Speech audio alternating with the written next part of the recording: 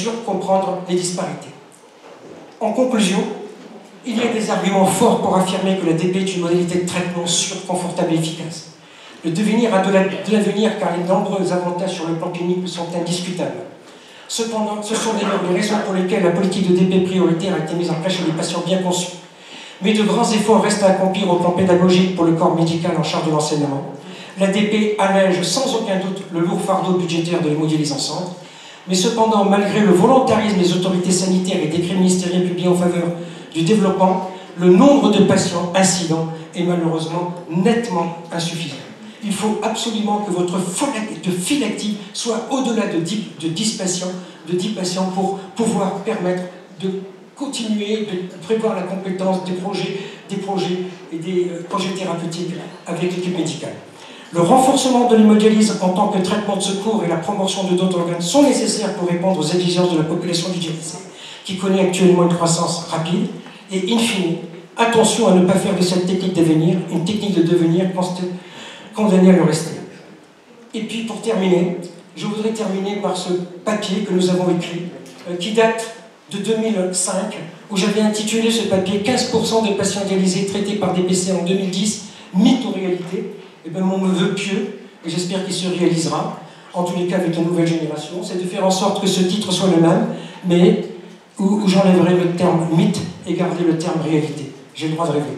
Et puis pour finir, finalement, la vérité appartient à ceux qui la recherchent et non pas à ceux qui prétendent la détenir. C'est une maxime que j'aime beaucoup de Condorcet. Méditez là-dessus. Je vous remercie pour votre attention.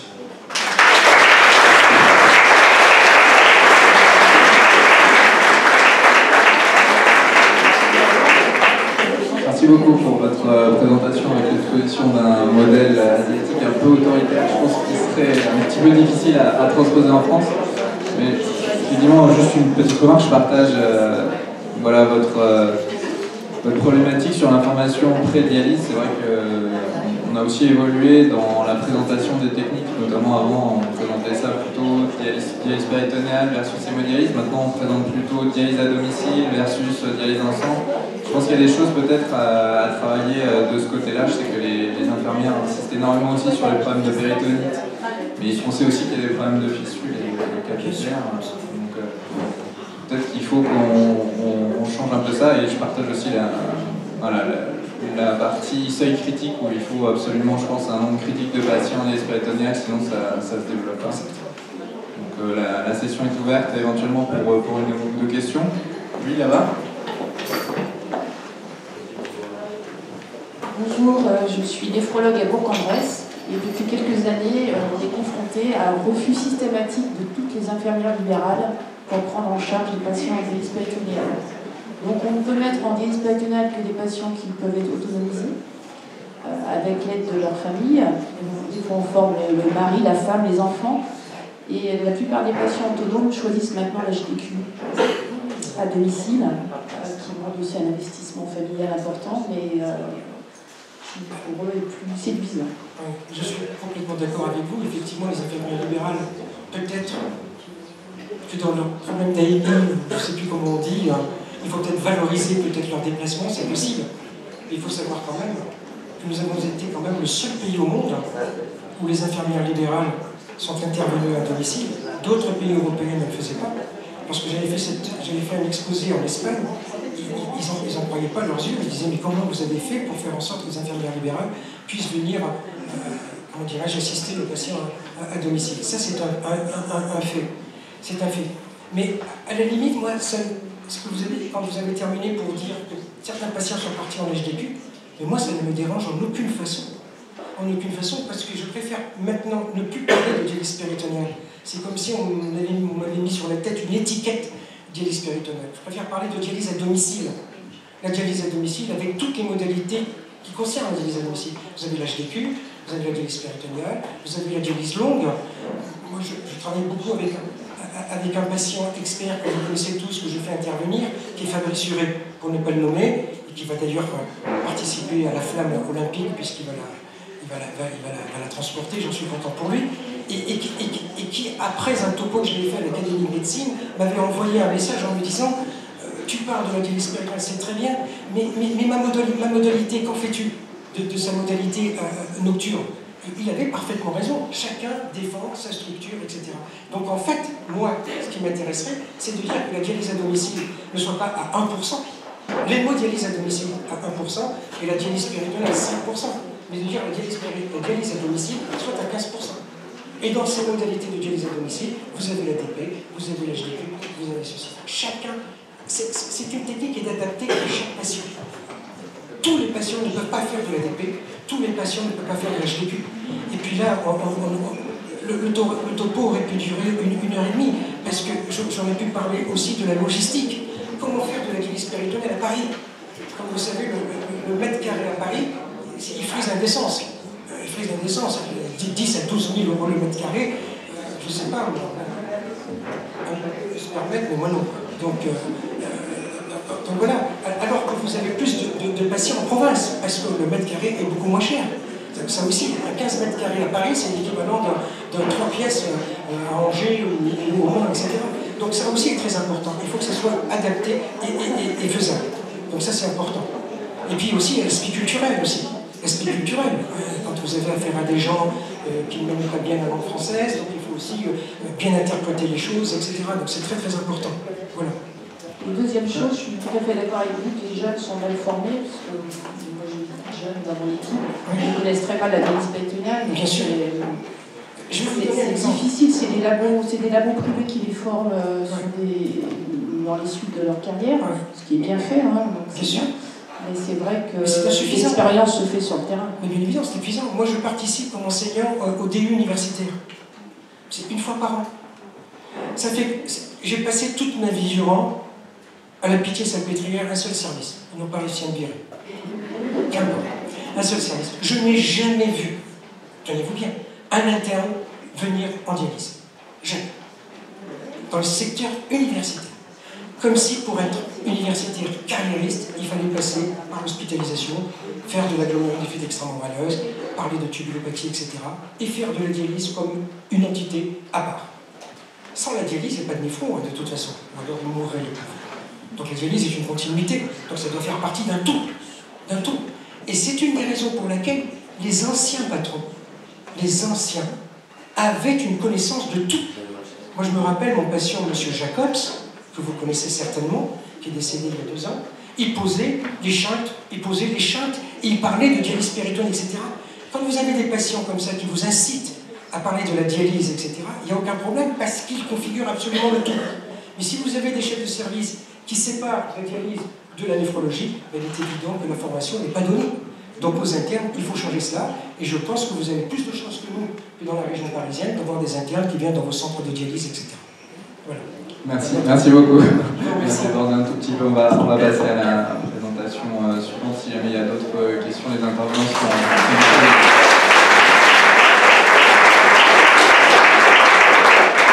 Et j'invite le professeur Bamovine pour sa présentation sur la problématique spécifique de la greffe chez le sujet obèse.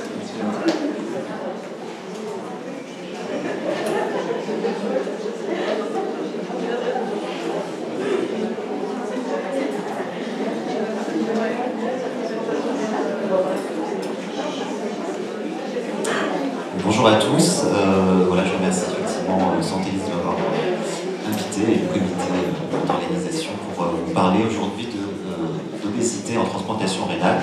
C'est un sujet effectivement qui émerge effectivement depuis un certain nombre d'années, puisqu'il y a de plus en plus de patients obèses en dialyse et donc qui sont également candidats à la transplantation rénale, et on va voir qu'effectivement il y a certaines difficultés d'accès à la greffe, et on va essayer de voir également quelles sont les solutions éventuelles pour justement essayer d'améliorer leur accès à la transplantation. Alors tout d'abord des chiffres, il faut bien commencer par là. Donc l'obésité, c'est vraiment un problème majeur de santé publique et c'est mondial, hein, c'est un problème d'épidémie. Et l'augmentation de la prévalence mondiale, donc d'après les données de l'OMS, donc avec plus de 890 millions d'individus obèses dans le monde, un doublement de la prévalence chez l'adulte et un quadruplement chez les adolescents en 30 ans. C'est actuellement 16% de la population mondiale qui est obèse, avec 23% des adultes et 11,6% des enfants en Europe. 40% de la population adulte et pédiatrique aux États-Unis. En France, on se situe environ à 22% de la population générale de personnes obèses actuellement. Alors, obésité, maladie rénale chronique, c'est quelque chose qui est très lié, puisqu'il y a une augmentation du risque de développer une maladie rénale chronique en présence d'une obésité, et surtout lorsque cette obésité est associée au diabète, à l'hypertension et aux maladies cardiovasculaires, qui font partie des pathologies qui vont atteindre les obèses, bien sûr, en priorité.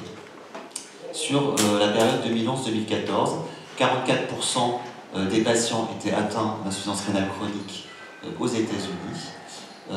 Donc c'était 5% par rapport à la période antérieure, avec donc, notamment 22% des patients qui ont une obésité de classe 1, après la classification, et 22% de patients obèses classe 2 et classe 3, qui sont les obésités les plus graves. Donc chez les transplantés de reins, c'est aussi un problème, puisqu'il y a eu 44% d'augmentation de la prévalence de l'obésité, avec un patient transplanté rénal sur 3 qui est considéré comme obèse. Donc qu'est-ce que l'obésité? Donc les définitions, c'est celle de l'Organisation mondiale de la santé, donc qui est en fait l'accumulation anormale ou excessive de graisse qui vont entraîner un risque pour la santé, avec un index de masse corporelle supérieur à 30, avec 3 classes essentiellement d'obésité. La classe 1 qui va de 30 à 34,9 kg par mètre carré, la classe 2 de 35 à 39,9 kg par mètre carré, et la classe 3 lorsque les patients ont plus de 40 d'IMC.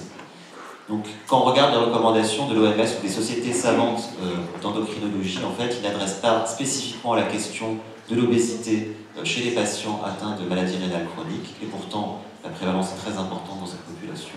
Et il y a un flou également sur les options de traitement et l'intérêt de traiter l'obèse chez les patients atteints de maladies rénales chroniques, puisqu'on va voir, il y a certaines spécificités qui font que ces patients n'ont pas accès à certains traitements, où effectivement même l'obésité peut être protecteur, notamment en hémodialyse du décès.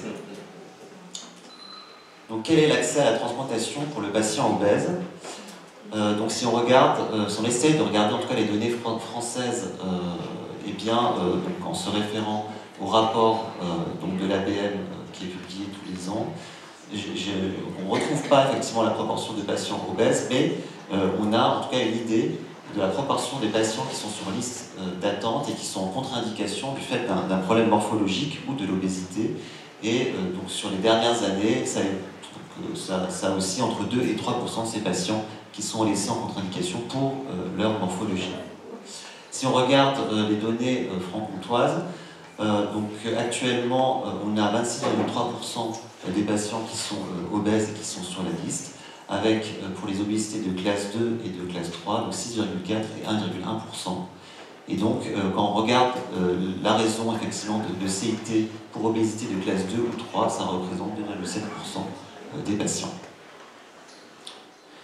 Alors l'accès des patients obèses à la transplantation rénale, on a beaucoup de données, notamment issues des analyses de registres, notamment américains, nord-américains, qui montrent qu'effectivement, plus effectivement, votre IMC va augmenter et moins effectivement le pourcentage de patients avec le temps va être transplanté. Et ce temps d'accès à la transplantation, on voit qu'il va augmenter, donc il est de 39 mois en médiane pour les patients avec une morphologie, je dirais, dite normale, et il est de 59 mois pour les patients qui ont une obésité morbide, avec donc l'index de masse corporelle qui est un facteur de risque indépendant à une diminution de la chance d'être transplanté, donc comme on le voit ici, quel que soit finalement le niveau de surcharge pondérale, mais aussi d'être ce qu'ils appellent effectivement évincé lors d'un appel de greffe. C'est-à-dire que plus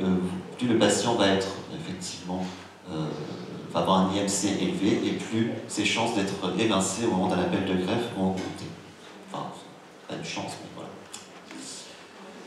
Alors, il y a aussi des variations d'accès à la transplantation en fonction du sexe, qui ont été démontrées aussi par les données américaines. Donc, qu'on soit un homme ou une femme, effectivement, on a un plus mauvais accès à la transplantation lorsque l'IMC augmente, mais ceci est beaucoup plus marqué chez les femmes. La probabilité d'être inscrit et d'être transplanté entre hommes et femmes, effectivement, elle est moins bonne chez les femmes. Alors, on le voit également ici d'une autre façon, avec effectivement l'association entre l'IMC et l'accès à la transplantation en fonction du sexe et en fonction également de l'IMC. Dès un IMC supérieur à 25 chez la femme, on voit que ses chances d'être transplantées, quel que soit le type de donneur, diminuent. Et c'est beaucoup plus marqué au-delà de 35 d'IMC pour les hommes. Donc le statut, au bout de 3 ans, justement, toujours dans cette cohorte des patients sur liste d'attente, on voit qu'effectivement, pour les patients qui ont un IMC le plus élevé, eh bien, on a une proportion de patients qui sont transplantés qui est de l'ordre de 35 à 40%, alors qu'elle est à près de 50% chez les patients qui ont un IMC considéré normal.